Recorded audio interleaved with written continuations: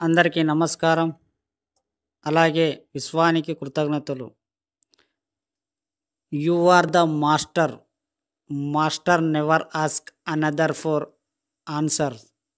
Master walks. మీరు దానం సంపదలు కోరుకోవడం, సుఖవంతమైన జీవితాన్ని కోరుకోవడం, ఐశ్వర్యాన్ని కోరుకోవడం అన్నీ కూడా ఆధ్యాత్మిక జీవితంలోని అంశాలే. రామ్తా.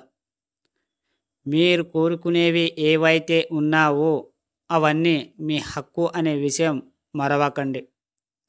అది డబ్బు లేదా సంపద కావచ్చు, ఇంకేమైనా కావచ్చు. మీరు కోరుకునేది ఏదైనా ప్రకృతికి, ఇతరులకు ఇబ్బంది పెట్టకుండా ఉంటే చాలు. ఐశ్వర్య సంపద మీ హక్కు. ప్రకృతి మీకివ్వడానికి సిద్ధంగా ఉంది.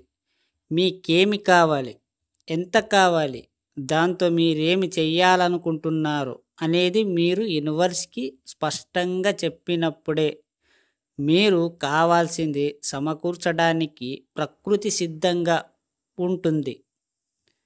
కానీ ద్వంద్వపరమైన ఆలోచనల ద్వారా యూనివర్స్ని కన్ఫ్యూజ్ చేస్తున్నారు. ఒకసారి డబ్బు, ఇంకోసారి సంపద, మరోసారి ఆరోగ్యం. ఇలా మీకిష్టమైన రీతిలో కోరుకునే ఏది పొందలేకపోవచ్చు. అందుకని మీకేం కావాలో స్పష్టంగా ఒక పేపర్ పైన రాయండి. దానిని పదే పదే చెప్పండి. అది మీ ముందుంటుంది. మీరు చేసే ప్రతి చేష్ట మీ జీవితాన్ని మారుస్తుంది. జాగ్రత్త. మీరు చెప్పే ప్రతి మాట చాలా విలువైనది. పదే పదే చెప్పడం వల్ల మీ మైండ్కి ఎక్కిపోతుంది. అప్పుడు ఎక్కడ ఉన్నా సరే నోటితో చెప్పగలరు. అలాగే ఎగ్జాంపుల్ ఒకటి చెప్తాను. ఒక మొబైల్ నంబర్ మీరు ఒక 4-5 సార్లు చూసినా కానీ, లేదా పదే పదే అనుకోవడం వలన అది మైండ్లో ఉంటుంది. మీరు ఎక్కడ ఉన్నా సరే అది చూడకుండా చెప్పగలరు బైపార్ట్గా. అది ఒక ఎగ్జాంపుల్. మీ మైండ్కి ఏదైనా సరే ఒక్కసారి నీ మైండ్కి ఎక్కించిన తర్వాత అది ఎప్పుడు కూడా మర్చిపోదు. ఇది ఒక ఎగ్జాంపుల్ అంతే. బట్ మీరు నమ్ముకున్న విశ్వాన్ని మీ మీద మీరు నమ్మకం పెట్టుకోండి. ఫ్రెండ్స్, హలో ఫ్రెండ్స్, మీ మైండ్ని ఎప్పుడు కూడా ఖాళీ పెట్టకండి. ఏదో ఒక ఆలోచన అంటే పాజిటివ్గా మాత్రమే.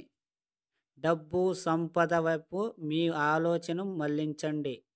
అదే ఆలోచించండి. కూర్చున్న చోట డబ్బు సంపాదించడం చాలా ఈజీ. అది ఎవరికంటే సంపాదించేటోళ్ళకు.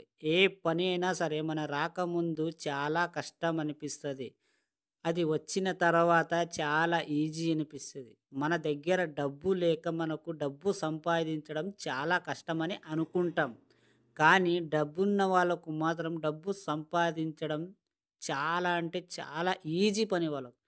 కావాలంటే చూడండి, మీరు కోటేశ్వరులకు ఏడ కూర్చున్నా సరే వాళ్ళు ఎంజాయ్ చేస్తూ ఉంటారు. కానీ డబ్బులు వస్తూ ఉంటాయి. ఎందుకంటే వాళ్ళు అలా సృష్టించుకున్నారు కాబట్టి వాళ్ళ మైండ్ సెట్ని.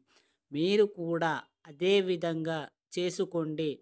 మనకు వచ్చేంత వరకు మనకు కష్టం అనిపిస్తుంది. వచ్చిన తర్వాత చాలా ఈజీగా అనిపిస్తుంది. మన మైండ్ సెట్ మార్చుకోవాలి అంతే.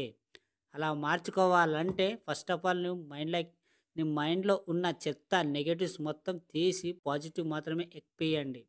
విశ్వానికి మళ్ళీ మళ్ళీ అడగండి. ఫ్రెండ్స్, ఈ స్టోరీ విన్న ప్రతి ఒక్కరికి థ్యాంక్ యూ సో మచ్.